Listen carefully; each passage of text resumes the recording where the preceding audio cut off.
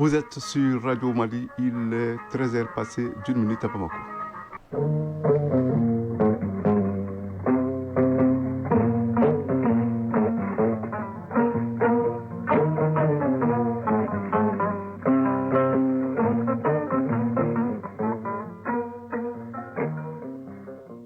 Le journal, Seydou Fomba. Bonjour. Processus de retrait définitif des pays de l'AES, l'heure est à la concrétisation. Les ministres des Affaires étrangères des trois pays s'étaient réunis autour de la question. Ils ont fait le point au président en exil de la Confédération des États du Sahel. Vous l'entendrez en début de journal, vous entendrez plutôt le ministre des Affaires étrangères de la coopération et des Burkinabés de l'extérieur, Karamoko Jean-Marie Traoré. Comment mettre en œuvre la feuille de route de la Confédération de l'AES? La question était au centre d'une rencontre hier entre le Premier ministre malien et son homologue du Niger. Ils se sont engagés à tout faire pour traduire les orientations des chefs d'État des trois pays dans la réalité. Hors du Mali, le président américain Donald Trump menace d'imposer des droits de douane de 50% à l'Union européenne. Celle-ci déclare travailler de bonne foi pour obtenir un accord commercial avec les États-Unis fondé sur le respect et non sur les menaces. La culture, 2025, année de la culture, nous allons nous y intéresser. C'est une volonté présidentielle dont le thème s'approprie conformément à son slogan « La passion du service public ». Sport, il y aura du cyclisme au programme et du football aussi. Famourou Douté nous fera le point de l'actualité sportive en fin de journal. Auditrices, auditeurs, bienvenue. Je vous l'annonçais dans les titres, le processus de retrait définitif des pays de l'AES, la CEDEAO se concrétise à présent, mais tout doucement. Les ministres des Affaires étrangères de l'AES sont allés rendre compte au président en exercice de la Confédération des États du Sahel, le général d'armée Assimi Goïta, président de la transition, au sujet d'une rencontre qui vient d'avoir lieu. Ils ont fait le point de la réunion avant de recueillir les orientations du président Goïta pour les perspectives concernant la suite des négociations devant aboutir au retrait des pays de l'AES et de l'organisation sous-régionale. Et à la fin de l'audience, Karamoko Jean-Marie Traoré, le ministre des Affaires étrangères, de la coopération et des Burkinabés de l'extérieur, s'est confié à notre reporter Adjou Matina. Nous avons eu l'occasion d'échanger avec la commission de la CEDEAO, donc en prélude aux négociations qui vont régir le retrait définitif des trois pays de l'AES, de la CEDEAO. Alors, il était question pour nous de venir rendre compte au président de la Confédération, le général d'armée Assimi Goïta, de lui faire le point, de relever des conclusions auxquelles nous sommes parvenus. Je dois rappeler que l'objet de cette rencontre, c'était que nous puissions nous accorder sur des points essentiels. Le premier, c'est le champ d'application du dialogue. Quels sont les sujets qui vont faire l'objet de négociations? Comment est-ce que ces négociations vont être menées? Deuxièmement, c'était le format des négociations. Si vous vous souvenez, la CEDEAO nous avait approchés individuellement, mais nous avons voulu que cela se fasse dans une démarche entre deux entités, la Confédération AES et la CEDEAO, ce qui a été le cas. Et nous avons pu tenir cette rencontre ici à Bamako. Ça nous a permis donc de poser les jalons pour permettre après de poursuivre les négociations chapitre par chapitre. Donc nous sommes là pour rendre compte à son Excellence, mais aussi pour prendre ses hautes orientations pour ce qui concerne la perspective. Je dois dire que nous partons de cette première rencontre satisfaits dans la mesure où les deux parties, c'est-à-dire la partie confédérale et la partie CEDEAO, nous avons pu convenir d'un certain nombre de principes qui sont que, comme l'avaient initialement arrêté les présidents de l'AES, de mettre au cœur de tous les débats l'intérêt supérieur des populations. Et c'est ce qui doit désormais régir aussi les négociations entre la Confédération AES et la CEDEAO. Le ministre des Affaires étrangères de la coopération et des Burkinabés de l'extérieur, Karamoko Jean-Marie Traoré. Le Premier ministre du général de division Abdoulaye Maïga a rencontré hier après-midi son homologue nigérien Ali Mohamed Lamine Zeyn en visite de travail ici au Mali, au centre des échanges ce qu'il convient de faire pour mettre en œuvre la feuille de route de la Confédération de l'AES à travers 3 piliers, la défense, la diplomatie et le développement. Les 2 chefs de gouvernement, entourés de leurs proches collaborateurs, ont promis de tout mettre en œuvre pour traduire en réalité les orientations des 3 chefs d'État de la Confédération de l'AES. Reportage Mamari Kone. Les bonnes relations séculaires entre le Mali et le Niger ont pris une nouvelle dimension avec la création de la Confédération des États du Sahel, AES. Une confédération bâtie autour de 3 dimensions qui sont la défense et la sécurité, la diplomatie et le développement. Justement, c'est dans le cadre de la mise en œuvre du volet développement que le Premier ministre du Niger effectue une visite de travail au Mali. Une visite qui est mise à profit pour aborder les sujets d'intérêt commun. Général de division Abdoulaye Maïga, Premier ministre, ministre de l'administration territoriale et de la décentralisation. Je voudrais vraiment vous assurer de toute notre reconnaissance et également de notre engagement, faire en sorte que la vision dégagée par nos 3 chefs d'État puisse se matérialiser très rapidement, et ceci dans l'intérêt, comme ils l'ont toujours rappelé, dans l'intérêt exclusif de nos populations. C'est bien pour des questions de lutte contre le terrorisme, par la grâce de Dieu, aujourd'hui, en tout cas, une menace face à laquelle, en tout cas, nos forces armées et de défense ont pu porter un coup dur aux différentes sanctuaires, bien entendu, aux différents groupes terroristes. Actualité oblige, le Premier ministre malien a informé son homologue nigérien de l'adoption par les CNT du plan d'action du gouvernement 2025-2026. Ce plan qui s'articule autour de 8 axes, dira le général de division Abdoulaye Maïga, prend en compte la réalisation des objectifs de la Confédération AES. En réponse, le chef du gouvernement nigérien dira que c'est toujours un plaisir de se retrouver à Bamako en terre africaine. Selon lui, sa visite de travail s'inscrit dans le cadre de la mise en œuvre du volet développement de l'AIS. Ali Mahaman Lamine Zeyn, Premier ministre, ministre de l'économie et des finances du Niger. Cette confédération que nos 3 chefs d'État ont eu la lumineuse idée de créer constitue un cadre à l'intérieur duquel nous évoluons avec une certitude et l'aide de Dieu. L'appui de nos populations, nous parviendrons à réaliser cet objectif de prospérité. Mais cet objectif de prospérité appelle un autre qui est fondamental. Vous avez touché du doigt la question liée à la sécurité. Et ça, c'est un point qu'on retrouve dans un des piliers qui est la défense. Nos pays ont décidé de mettre en commun leur énergie, leurs moyens, leur stratégie. Et donc, aujourd'hui, tout ce qui touche l'un d'entre nous amène à avoir la même réaction. La rencontre a pris fin par des remises de cadeaux de part et d'autre pour dire que Maliens et Nigériens, main dans la main, sont décidés à faire de la Confédération une réussite au bénéfice des populations de l'espace, comme souhaité par le Collège des chefs d'État. Comme l'année dernière, une pluviométrie assez abondante est annoncée cette année par la météo. Pour atténuer les risques d'inondation, la mairie du district de Bamako a lancé jeudi une vaste opération de curage des caniveaux. Ces travaux, qui vont coûter près de 52 millions de francs CFA, seront exécutés par 5 entreprises spécialisées. La délégation spéciale de la mairie du district à l'avant-garde du combat contre les inondations. Une volonté traduite une fois de plus en acte à travers cette opération d'envergure de curage des caniveaux. Et c'est le président de la délégation Bala Traoré qui donne le ton. Des points noirs au nombre de 60, constitués par 40 traversées sous-chaussées et 20 amorces de caniveaux ont été identifiés par nous. Le coût des travaux est estimé à la somme de 51 5 965. Un linéaire de 9 396 mètres linéaires de caniveaux et traversées sous-chaussées sera curé. Pour cette opération, plusieurs dizaines d'agents issus de 5 entreprises spécialisées sont déployés à travers la ville. Moussa Ballo, responsable d'une entreprise privée de la place. Nous ferons notre mieux pour que notre travail soit satisfaisant et que les autorités puissent avoir du soulagement par rapport à ce défi-là.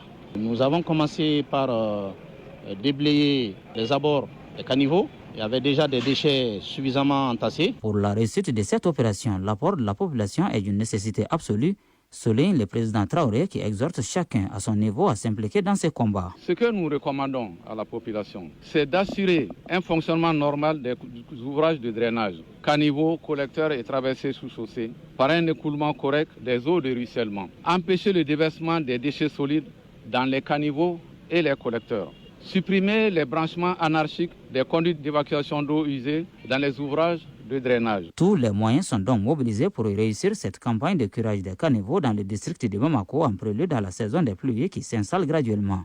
Une opération qui devra produire les effets escomptés grâce à l'évacuation totale des déchets qui obstruent les caniveaux de drainage des eaux de pluie. Mali Actualité, 13h11.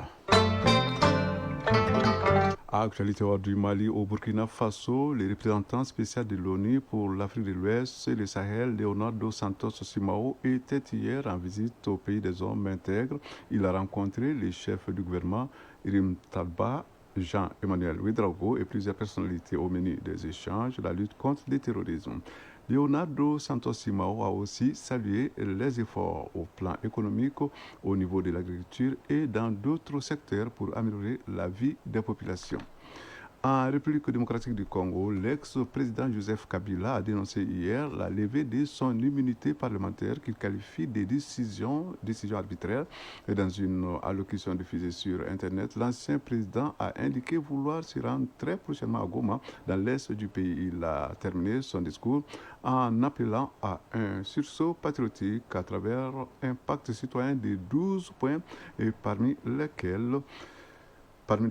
ces points, arrêter la guerre, neutraliser tous les groupes armés, rétablir les libertés fondamentales ou encore réconcilier les Congolais. Par ailleurs, ses anciens proches ont été arrêtés.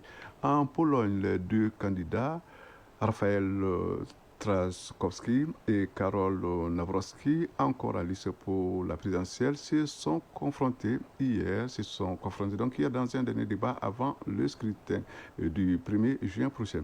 Alors que Trzaskowski était attaqué sur son bilan en tant que maire de Varsovie, la capitale, Nawrocki a cherché à se détacher de celui des conservateurs du PiS qui le soutiennent, mais dont il n'est pas membre. Les deux candidats cherchent à convaincre les électeurs pour l'emporter. Aux États-Unis, le président Donald Trump menace d'imposer des droits de douane de 50% à l'Union européenne. Bruxelles a déclaré travailler de bonne foi pour obtenir un accord commercial avec les États-Unis fondé sur le respect et non sur les menaces. Il reste à savoir si ces nouvelles menaces du président Trump peuvent aussi rebattre les cartes des négociations en cours. À rappeler que le président américain avait déjà menacé l'Union européenne des tarifs douaniers généraux de 25%, soumis actuellement à une pause de 90 jours et de 200% sur les alcools. En Italie, les discussions entre l'Iran et les États-Unis se sont achevées hier à Rome sous la médiation du sultanat d'Oman. Après plusieurs jours de tensions entre les deux parties à propos du programme d'enrichissement d'uranium iranien, quelques progrès ont été enregistrés. Le ministre iranien des Affaires étrangères, Abbas Araghchi, a déclaré que les États-Unis, représentés par l'émissaire Steve Witkoff, avaient une meilleure vision de la position de Téhéran à propos du nucléaire. Une nouvelle rencontre doit avoir lieu, mais pour l'instant, aucune date n'a été fixée.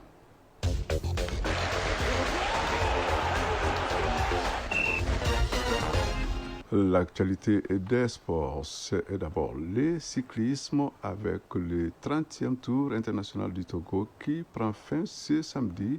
Détentrice du maillot jaune depuis la 5e étape, l'équipe nationale du Mali a une forte chance de garder la tunique jaune tant convoitée. L'actualité, c'est aussi le football, bien sûr, avec les compétitions interclubs de la CAF qui sont à l'honneur ce week-end. C'est la première manche de la finale de la Ligue des Champions se joue ce samedi. Le verdict de l'édition 2025 de la Coupe de la Confédération sera connu demain dimanche. Ici, au Mali, ce week-end est également crucial pour la Ligue 1 professionnelle. Le stade malien pourrait être sacré dès ce samedi en cas de victoire contre l'AS Bakaridjan.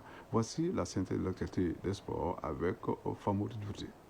La 24e journée du championnat national des Ligue 1 professionnelle de football du Mali débute ce samedi 24 mai. L'association sportive de Korofina, AESCO, premier non relégable, reçoit les Étoiles du Mandé qui partagent la zone rouge avec le FC Diara. L'Union sportive de Bougouni accueille 11 créateurs de Nyarela. Ces deux matchs commencent à 16h30 temps universel. Ensuite, à 18h45, le stade malien de Bamako joue contre l'AS Bakaridjan de Baraouli. Une rencontre décisive pour les Blancs de Sotiba qui pourrait En cas de succès, être sacré champion du Mali à 2 journées de la fin. La 24e journée se poursuit demain dimanche avec 2 affiches. Il s'agit des oppositions Djoulouba Assi AS Real de Bamako et Binga FC Usfas. La journée prend fin lundi avec également 2 rencontres. AS Police Afrifootball Elite et FC Djara, Union Sportive de Bougouba. Toujours football, compétition interclub de la CAF en Ligue des Champions. La première manche de la finale se joue ce samedi. Mamelodi Sundowns d'Afrique du Sud accueille Pyramids FC d'Égypte.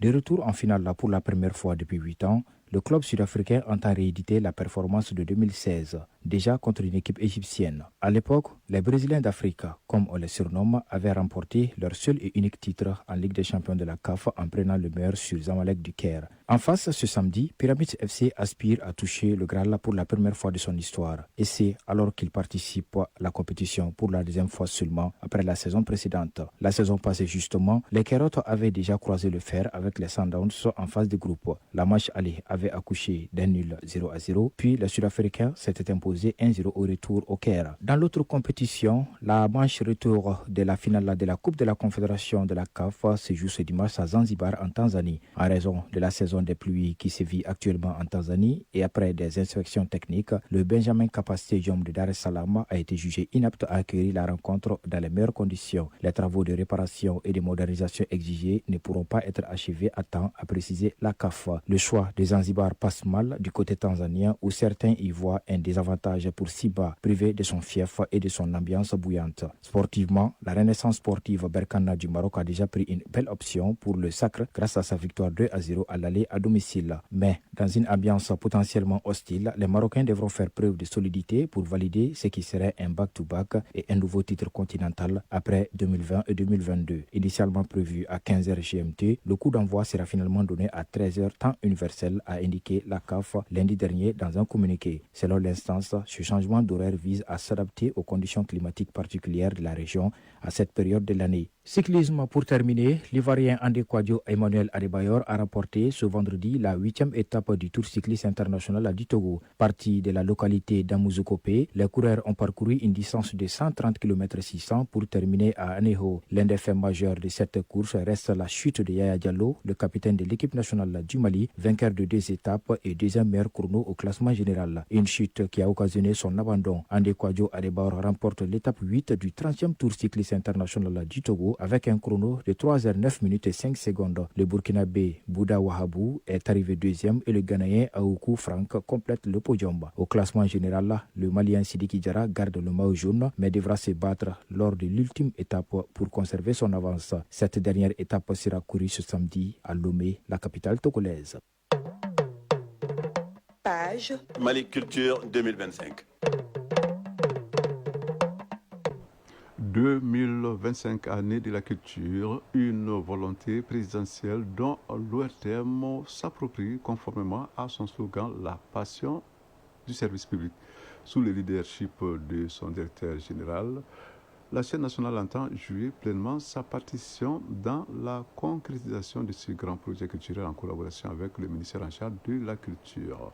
Et dans les dossiers que vous allez suivre, la rédaction se penche sur les initiatives de couverture d'une année culturelle bien animée. Cheikh Oumar Sangari. À l'Office des radios et télévisions du Mali ORTM, les initiatives s'adaptent systématiquement aux orientations nationales. Ainsi, juste après la proclamation de 2025 année de la culture, le directeur général Hassan Baba Djombele a sonné la mobilisation générale. Nous nous sommes attelés à voir comment faire en sorte que ce vœu du président de la transition puisse se réaliser. Les rencontres se sont multipliées à tous les niveaux avec un seul mot d'ordre, donner de la visibilité à 2025, année de la culture. Pour une célébration constante de l'année culturelle, le logo conçu par le département en charge de la culture est fixé en permanence sur les écrans de ORTM 1 depuis le 9 mars. Au niveau de la télé, il y a des nouvelles émissions qu'on a introduites, notamment des émissions comme Guelekan, qui existe déjà, mais Guelekan nouvelle formule, au goût du jour, au cours de l'année 2025. Il y a également des initiatives comme la valorisation de certaines émissions que nous avons dans la programmation, mais aussi on a jugé nécessaire avec le ministère de la Culture de voir comment faire en sorte que tous les événements culturels qui vont se dérouler durant cette année puissent être vraiment mis en valeur au niveau de la télévision nationale, au niveau des médias publics. J'ai demandé personnellement à tous les responsables dans la région de voir dans leur région tous les éléments culturels qu'on peut proposer aux téléspectateurs, aux auditeurs. Ainsi, à la radio, tout comme à la télévision nationale, la grille 2025 a pris la dimension de l'année non seulement avec la consolidation des créneaux culturels existants, mais aussi avec l'introduction de nouvelles émissions comme Segiko sur la radio nationale et au cœur de nos traditions à ORTM 1. Les secondes chaînes qui sont ORTM D et chaîne D ne sont pas en marge des nouvelles orientations. Côté info, la grande innovation est à coup sûr l'introduction de la page spéciale Année de la culture, les samedis pour la radio nationale et les dimanches soirs pour ORTM 1. 2025 Année de la culture, hommage à toutes ces femmes teinturières et à tous. Pour l'occasion, le plateau de 20h sur la télévision nationale prend les couleurs du Mali. Et ça se passe avec ce qu'on appelle dans le jargon de la sincérité professionnelle. Année de la culture 2025.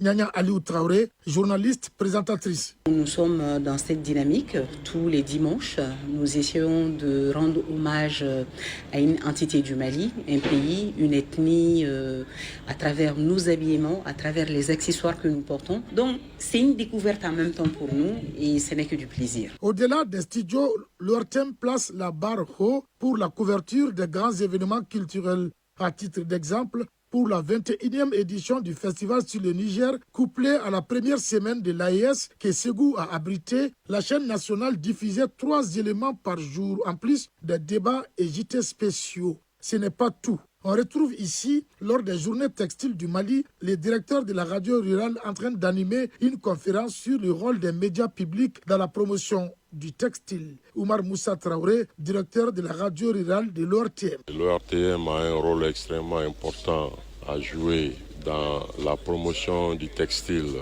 malien parce que tout simplement c'est un média de service public. Nous avons vocation à travailler pour le Mali. Et oui, c'est pourquoi la chaîne nationale est pionnière dans la valorisation du textile malien. D'ailleurs, pour couronner toutes ces initiatives en faveur de l'année de la culture, la vitrine du pays organise avec faste son bal des costumes traditionnels ce samedi au CICB.